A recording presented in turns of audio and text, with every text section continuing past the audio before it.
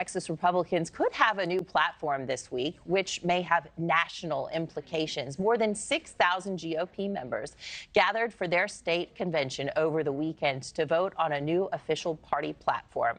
Their proposals include teaching the Bible in public schools, abolishing property taxes, and denouncing gender-affirming care for adults ages 18 to 26.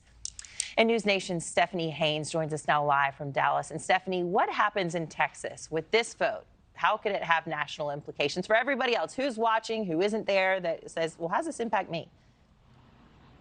Exactly. So, a lot of these proposed tenets could perhaps just be a signal, right, of what's on the hearts and minds of conservatives, not just across the state of Texas, but also throughout the United States, Anna, because Texas has long been considered this bellwether for national conservative policies or national Republican policies. So as you mentioned, a lot of different ideas and issues were discussed at the state's GOP convention over the weekend. And there were a lot of different things discussed, a number of notable proposals or planks, as they're called, namely continuing to encourage the state legislature to create a border protection unit, which would be a state police force that would be specifically dedicated to detaining those suspected of crossing the border illegally. Now, that was something that was up for consideration in the last legislative session, but that never made it, past part of the committee sessions after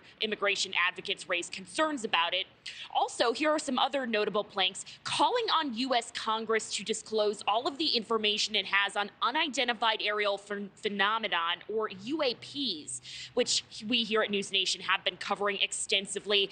And then finally, they're reserving Texas's right to secede from the United States. That was also included in the platform from the state's convention just 2 years ago. So Texas Democrats obviously keeping tabs on this and firing back with a statement that reads in part, quote, "The people of Texas have a choice whether they're going to continue to go along with that extremism or whether they're going to take a different path. We offer that different path." Now, also over the weekend at this convention, they voted to pass this resolution that would fully support the agenda of former President Trump if he is reelected. And right now, the latest polling out of the Texas Politics Project shows that Donald Trump, Mr. Trump, leads President Biden by 9 points right here in the Lone Star State. Thanks for watching, everybody. Go to joinnn.com to find NewsNation on your television provider. Also, don't forget to click that red subscribe button below to get more of NewsNation's fact-driven, unbiased coverage.